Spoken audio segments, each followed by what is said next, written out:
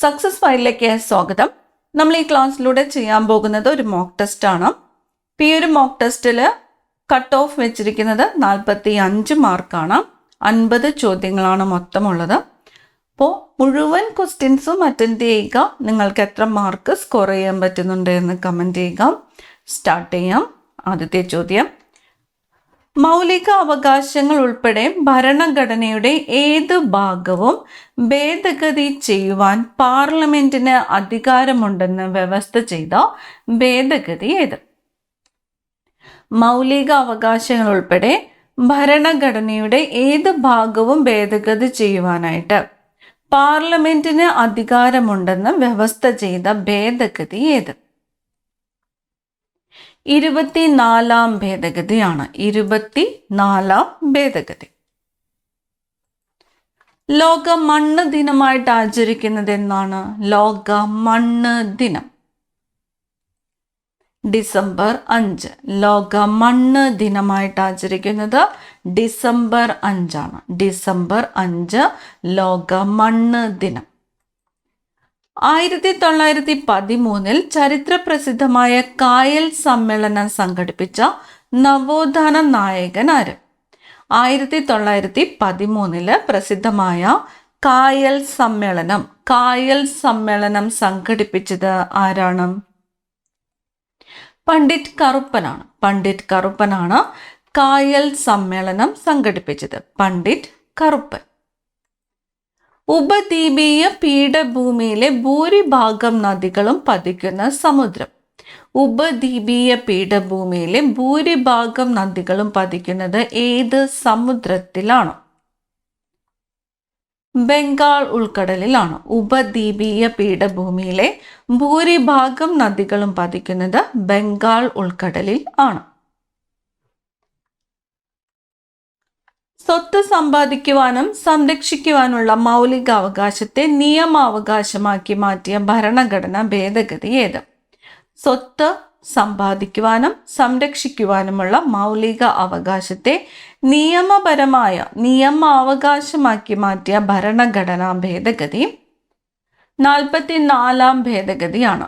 44-ാം ഭേദഗതി അനുസരിച്ചാണ് സ്വത്ത് സമ്പാദിക്കുവാനുള്ള അവകാശം നിയമാവകാശമായിട്ട് മാറിയത്. 44-ാം ഭേദഗതി.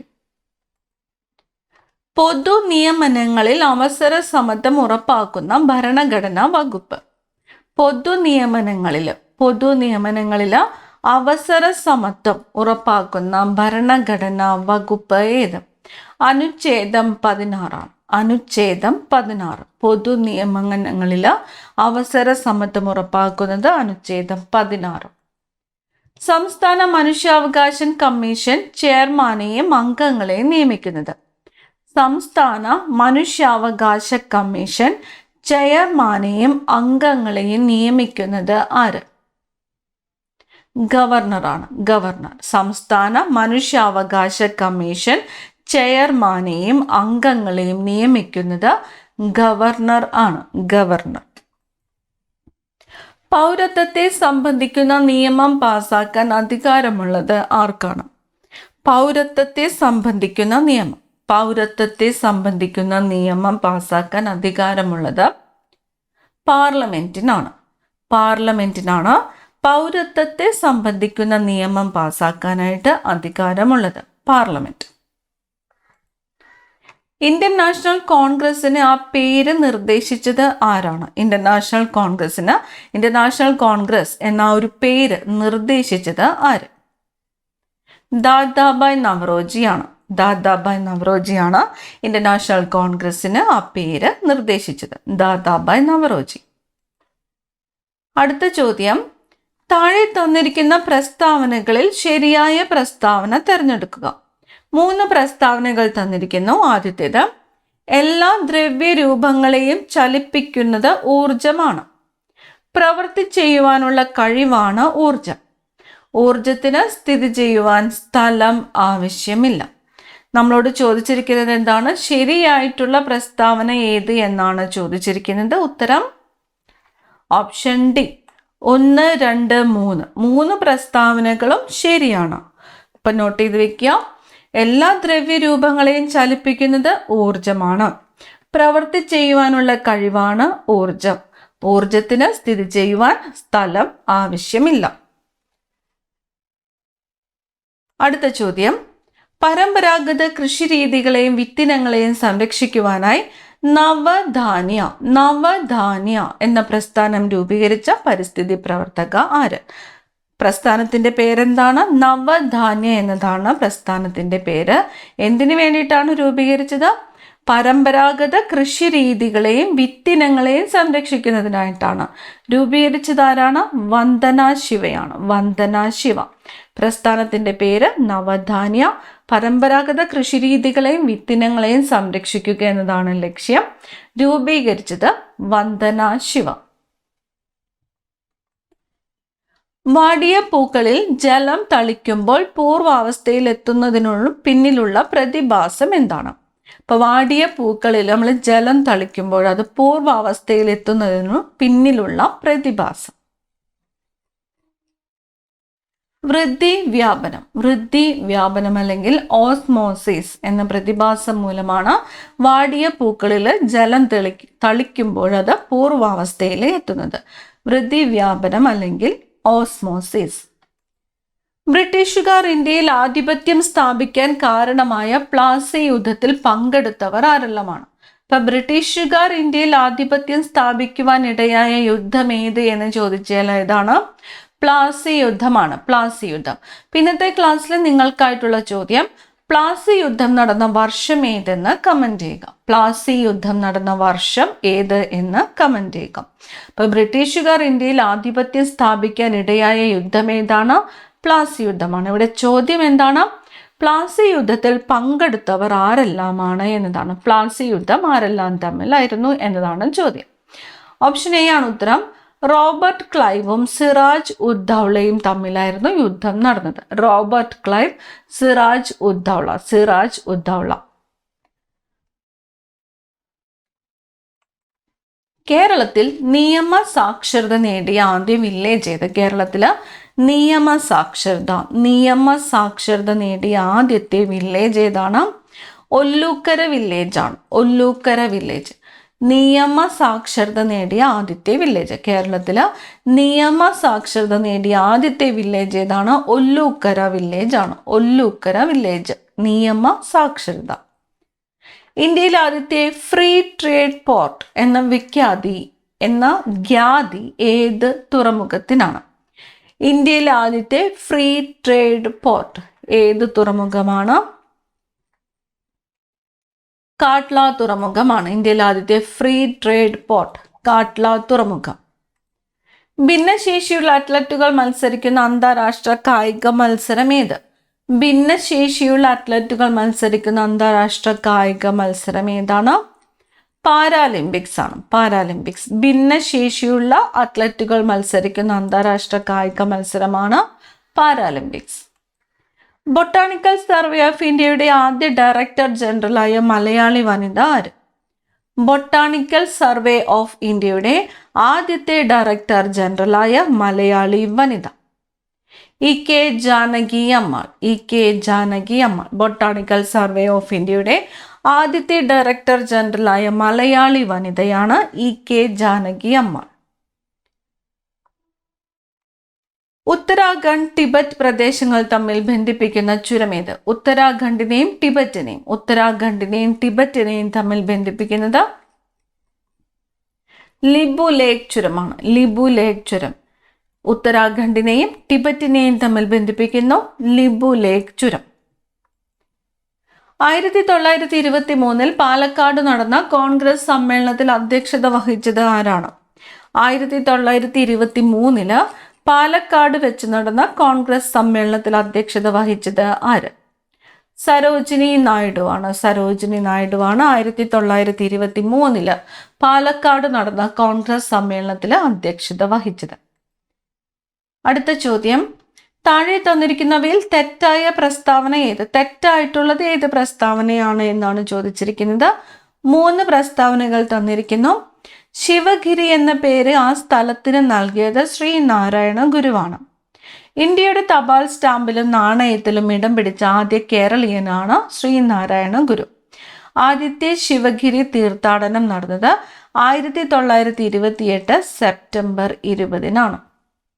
നമ്മളോട് ചോദിച്ചിരിക്കുന്നത് തെറ്റായിട്ടുള്ള പ്രസ്താവന ഏത് എന്നതാണ്. തെറ്റായിട്ടുള്ളത് ഓപ്ഷൻ സി ആണ് ഉത്തരം. മൂന്നാമത്തേത് മാത്രമാണ് തെറ്റായിട്ടുള്ള പ്രസ്താവന. മൂന്നാമത്തെ പ്രസ്താവന. ആദ്യത്തെ ശിവഗിരി തീർത്ഥാടനം നടന്നത് 1933 ജനുവരി 1-നാണ്. 1933 ജനുവരി 1-നാണ് ആദ്യത്തെ ശിവഗിരി തീർത്ഥാടനം നടന്നത്. 1928 സെപ്റ്റംബർ 20-ന്റെ പ്രത്യേകതയാണ് ഗുരു സമാധിയായ തീയതിയാണ് 1928 സെപ്റ്റംബർ 20. അപ്പൊ ശിവഗിരി തീർത്ഥാടനം നടന്നത് 1933 ജനുവരി 1-നാണ് ആദ്യത്തേത്. അപ്പൊ ശിവഗിരി എന്ന പേര് ആ സ്ഥലത്തിന് നൽകിയത് ആരെന്ന് ചോദിച്ചാൽ ശ്രീനാരായണ ഗുരുവാണ്. ഇന്ത്യയുടെ തപാൽ സ്റ്റാമ്പിലും നാണയത്തിലും ഇടം പിടിച്ച ആദ്യത്തെ കേരളീയൻ ആര് എന്ന് ചോദിച്ചാൽ ശ്രീനാരായണ ഗുരുവാണ്. ശ്രീനാരായണ ഗുരുവിന്റെ സന്ദർശനങ്ങളെക്കുറിച്ചുള്ള പ്രസ്താവനകളിൽ ശരിയായത് ഏത്? 1918-ലും 1926-ലും ഗുരു ശ്രീലങ്ക സന്ദർശിച്ചു. 1924 സെപ്റ്റംബറിൽ വൈക്കം സത്യാഗ്രഹ കാലത്ത് ഗുരു സത്യാഗ്രഹാശ്രമം സന്ദർശിച്ചു. മുനിചര്യ പഞ്ചകം എന്ന കൃതി ഗുരു രചിച്ചത് രമണ മഹർഷിയെ സന്ദർശിച്ചതിന് ശേഷമാണ്. നമ്മളോട് ചോദിച്ചിരിക്കുന്നത് എന്താണ്? ശരിയായത് ഏത് എന്നതാണ് ചോദ്യം. ശരിയായത് ഉത്തരം ഓപ്ഷൻ സി ആണ് വരുന്നത്. 1, 2, 3 എന്താണ് ശരിയാണ്. 1918-ലും 1926-ലുമാണ് ഗുരു ശ്രീലങ്ക സന്ദർശിച്ചത്. ഇപ്പൊ ശ്രീനാരായണ ഗുരു സന്ദർശിച്ചിട്ടുള്ള ഏക വിദേശ രാജ്യം എന്ന് പറയുന്നത് ശ്രീലങ്കയാണ്. ശ്രീലങ്ക ഗുരു 2 പ്രാവശ്യമാണ് സന്ദർശിച്ചിട്ടുള്ളത്. ആദ്യത്തേത് 1918-ലും രണ്ടാമത്തെ പ്രാവശ്യം 1926-ലും. ഇനി രണ്ടാമത്തെ പ്രസ്താവന 1924 സെപ്റ്റംബറിൽ വൈക്കം സത്യാഗ്രഹ കാലത്ത് ഗുരു സത്യാഗ്രഹാശ്രമം സന്ദർശിച്ചു എന്ന് പറഞ്ഞിരിക്കുന്നത് ശരിയാണ്. മുനിചര്യ പഞ്ചകം എന്ന കൃതി ഗുരു രചിച്ചത് രമണ മഹർഷിയെ സന്ദർശിച്ചതിന് ശേഷമാണ്. ശരിയാണ്. അന്തരീക്ഷത്തെ 5 പാളികളായി തരം തിരിച്ചിരിക്കുന്നത് ഏതിൻ്റെ അടിസ്ഥാനത്തിലാണ്? അന്തരീക്ഷത്തെ 5 പാളികളായിട്ട് തിരിച്ചിരിക്കുന്നത് എന്തിൻ്റെ അടിസ്ഥാനത്തിലാണ്? താപവ്യത്യാസമാണ്. താപവ്യത്യാസത്തിന്റെ അടിസ്ഥാനത്തിലാണ് അന്തരീക്ഷത്തെ 5 പാളികളായിട്ട് തരം തിരിച്ചിരിക്കുന്നത്. താപവ്യത്യാസം. വിമാനങ്ങൾക്ക് സുഗമമായി സഞ്ചരിക്കുവാൻ കഴിയുന്ന അന്തരീക്ഷ പാളി ഏതാണ്? വിമാനങ്ങൾക്ക് സുഗമമായിട്ട് സഞ്ചരിക്കുവാൻ കഴിയുന്ന അന്തരീക്ഷ പാളി സ്ട്രാറ്റോസ്ഫിയർ ആണ്. വിമാനങ്ങൾക്ക് സുഗമമായി സഞ്ചരിക്കുവാൻ കഴിയുന്ന അന്തരീക്ഷ പാളി സ്ട്രാറ്റോസ്ഫിയർ. അന്തരീക്ഷത്തിലെ ക്രമമായ താപനഷ്ട നിരക്ക് അനുഭവപ്പെടുന്നത് ഏത് പാളിയിലാണ്? അന്തരീക്ഷത്തിലെ ക്രമമായ താപനഷ്ട നിരക്ക് അനുഭവപ്പെടുന്നത് ട്രോപ്പോസ്ഫിയറിലാണ്. അന്തരീക്ഷത്തിലെ ക്രമമായ താപനഷ്ട നിരക്ക് അനുഭവപ്പെടുന്നത് ട്രോപ്പോസ്ഫിയറിലാണ്. താഴെ പറയുന്നവയിൽ ട്രോപ്പോസ്ഫിയറിനെ സംബന്ധിച്ച് ശരിയായ പ്രസ്താവന ഏത്? ഭൂമധ്യരേഖ പ്രദേശത്ത് ഇതിൻ്റെ ഉയരം ഏകദേശം 18 കിലോമീറ്റർ ആണ്. മേഘരൂപീകരണം, മഴ, കാറ്റ് തുടങ്ങിയ പ്രതിഭാസങ്ങൾ ഈ പാളിയിൽ നടക്കുന്നു. അന്തരീക്ഷത്തിൻ്റെ ഏറ്റവും താഴെയുള്ള പാളിയാണിത്. നമ്മളോട് ചോദിച്ചിരിക്കുന്നത് ശരിയായിട്ടുള്ള പ്രസ്താവനകൾ ഏത് എന്നതാണ്. ഉത്തരം ഓപ്ഷൻ ഡി ആണ്. മുകളിൽ പറഞ്ഞവ എല്ലാം 3 പ്രസ്താവനകളും ശരിയാണ്. ഇപ്പൊ ഭൂമധ്യരേഖ പ്രദേശത്ത് ട്രോപ്പോസ്ഫിയർ ഉയരം എത്രയാണ്? 18 കിലോമീറ്റർ ആണ്. ഏകദേശം 18 കിലോമീറ്റർ. മേഘരൂപീകരണം, മഴ, മഞ്ഞ്, കാറ്റ് തുടങ്ങിയ പ്രതിഭാസങ്ങൾ നടക്കുന്നത് ട്രോപ്പോസ്ഫിയറിലാണ്. അന്തരീക്ഷത്തിലെ ഏറ്റവും താഴെയുള്ള പാളി ഏത് എന്ന് ചോദിച്ചാൽ ഏതാണ്? ട്രോപ്പോസ്ഫിയർ ആണ്. ഭരണഘടനയുടെ അടിസ്ഥാന ഘടനയിൽ മാറ്റം വരുത്താൻ പാടില്ലെന്ന് സുപ്രീം കോടതി വിധിച്ചത് ഏത് കേസിലാണ്? ഭരണഘടനയുടെ അടിസ്ഥാന ഘടനയിൽ മാറ്റം വരുത്തുവാൻ പാടില്ല എന്ന സുപ്രീം കോടതി വിധിച്ച കേസ് ഏതാണ്? കേശവാനന്ദ ഭാരതി കേസാണ്. കേശവാനന്ദ ഭാരതി കേസ്. 106 ഭേദഗതി അനുസരിച്ച് വനിതാ സംവരണത്തിന്റെ കാലയളവ് എത്ര വർഷമാണ്? 106 ഭേദഗതി അനുസരിച്ച് വനിതാ സംവരണത്തിന്റെ കാലാവധി എത്ര വർഷമാണ്? 15 വർഷമാണ്. 15 വർഷം. പോക്സോ കേസുകൾ കൈകാര്യം ചെയ്യുന്ന ഉദ്യോഗസ്ഥൻ അറിയപ്പെടുന്നത് എങ്ങനെ? പോക്സോ കേസുകൾ കൈകാര്യം ചെയ്യുന്ന ഉദ്യോഗസ്ഥൻ അറിയപ്പെടുന്നത് ചൈൽഡ് വെൽഫെയർ പോലീസ് ഓഫീസർ എന്നാണ്. ചൈൽഡ് വെൽഫെയർ പോലീസ് ഓഫീസർ എന്നാണ് പോക്സോ കേസുകൾ കൈകാര്യം ചെയ്യുന്ന ഉദ്യോഗസ്ഥൻ അറിയപ്പെടുന്നത്. Child welfare police officer. ലൈംഗിക അതിക്രമ കേസുകൾ റിപ്പോർട്ട് ചെയ്യേണ്ടത് പോക്സോ നിയമത്തിലെ ഏത് വകുപ്പ് പ്രകാരമാണ്?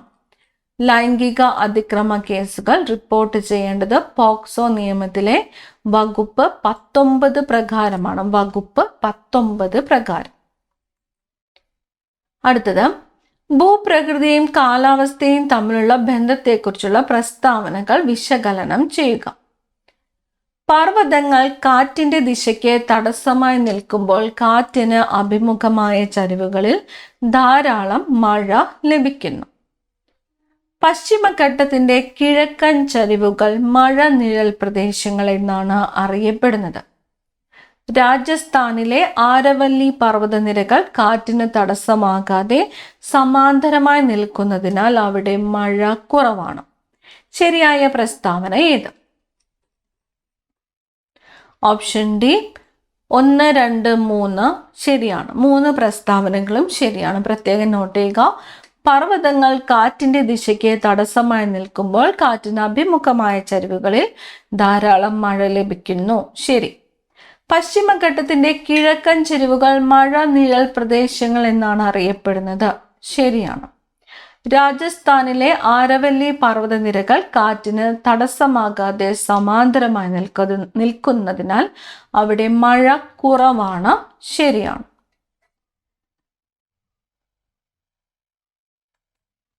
ഉഷ്ണമേഖലയിൽ ശൈത്യകാലവും ഉഷ്ണകാലവും തമ്മിലുള്ള താപനിലയിലെ വ്യത്യാസം പൊതുവെ എങ്ങനെയായിരിക്കും?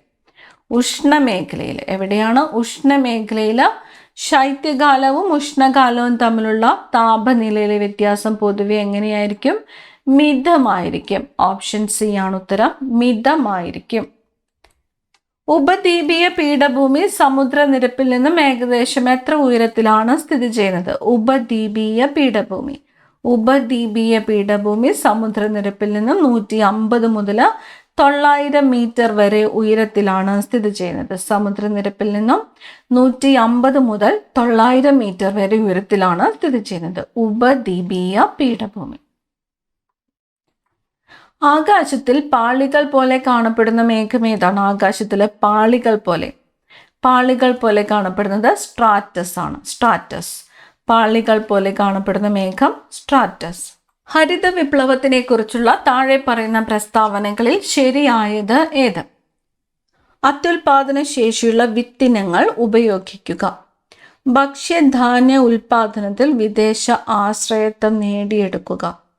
ആധുനിക ജലസേചന സൗകര്യങ്ങൾ ഉപയോഗപ്പെടുത്തുക. നമ്മളോട് ചോദിച്ചിരിക്കുന്നത് ശരിയായത് ഏതൊക്കെ എന്നതാണ്. ഉത്തരം ഓപ്ഷൻ സി ആണ്. 1, 3 എന്നിവ ശരിയാണ്. അത്യുൽപാദന ശേഷിയുള്ള വിത്തിനങ്ങൾ ഉപയോഗിക്കുക. ആധുനിക ജലസേചന സൗകര്യങ്ങൾ ഉപയോഗപ്പെടുത്തുക.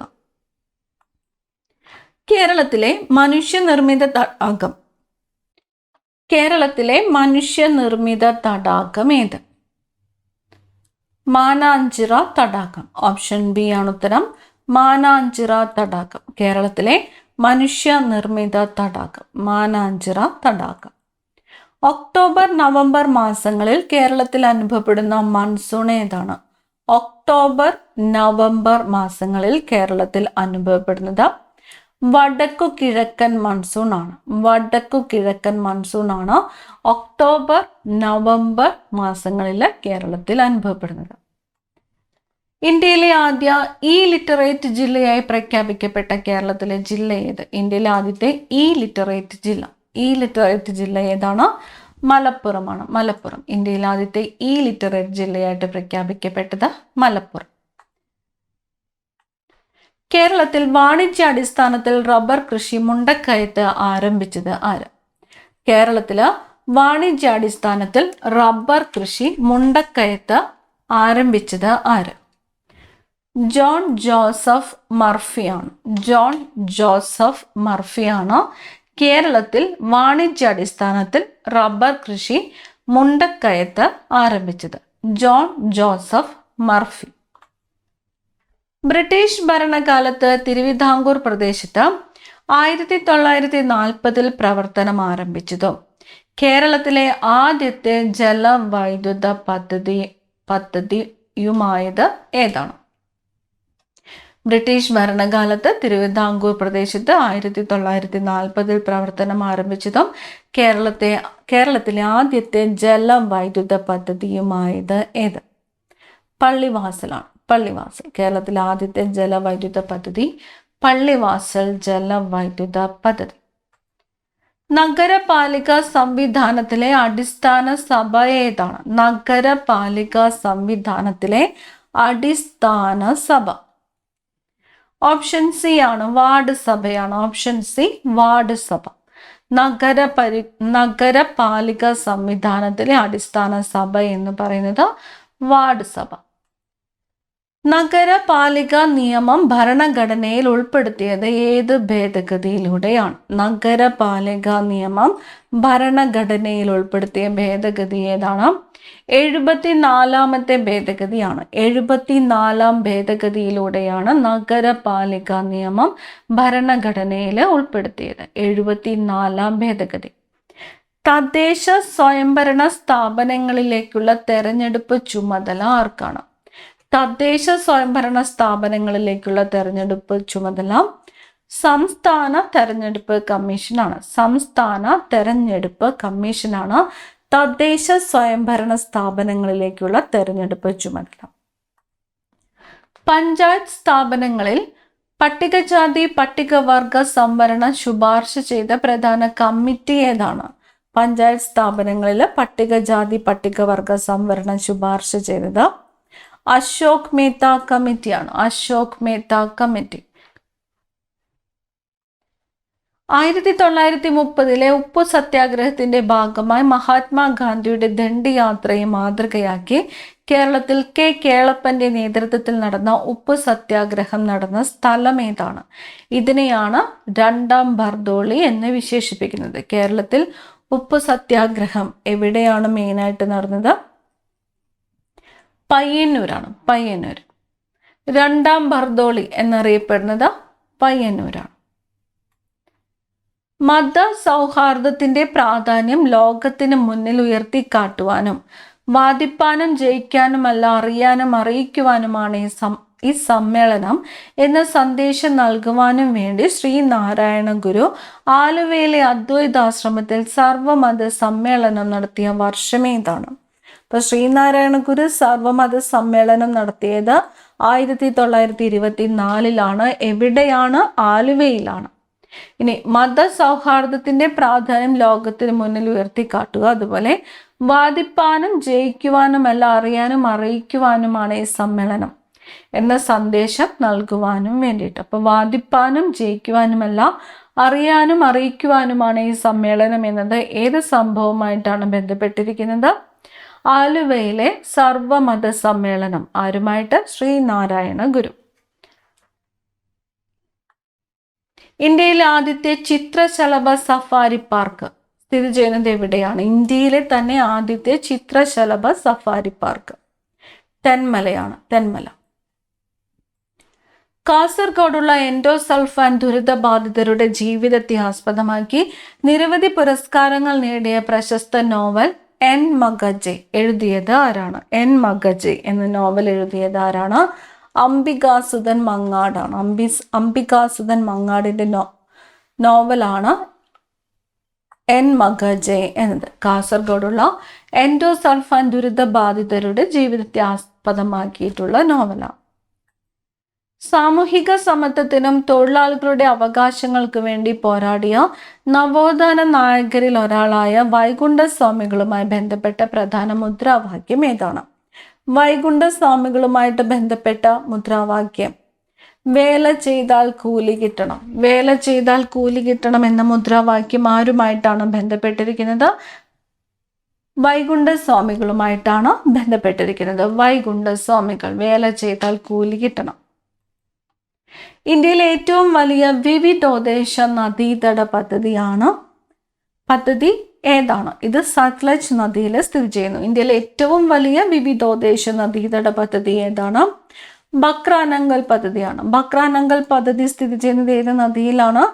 സത്ലജ് നദിയിലാണ്. സത്ലജ് നദിയിലാണ് ബക്രാനങ്കൽ പദ്ധതി സ്ഥിതി ചെയ്യുന്നത്. അവസാനത്തെ ചോദ്യമാണ്, ലോകമെമ്പാടുമുള്ള ഗതി നിർണയത്തിനായി ഉപയോഗിക്കുന്ന ഉപഗ്രഹ സംവിധാനം GPS, ഗ്ലോബൽ പൊസിഷനിങ് സിസ്റ്റം, ഏത് രാജ്യത്തിൻ്റെ സംഭാവനയാണ്? GPS, USA ആണ്. ഓപ്ഷൻ ഡി, അമേരിക്കൻ ഐക്യനാടുകൾ, USA. 50 പ്രധാനപ്പെട്ട ചോദ്യങ്ങളാണ് നമ്മൾ ഈ ക്ലാസ്സിലൂടെ നോക്കിയത്. ഇതിൽ നിങ്ങൾക്ക് എത്ര മാർക്ക് സ്കോർ ചെയ്യാൻ പറ്റുന്നുണ്ട് എന്ന് എല്ലാവരും തന്നെ കമൻറ്റ് ചെയ്യുക. അപ്പം നമുക്ക് അടുത്ത ക്ലാസ്സിൽ കാണാം. താങ്ക്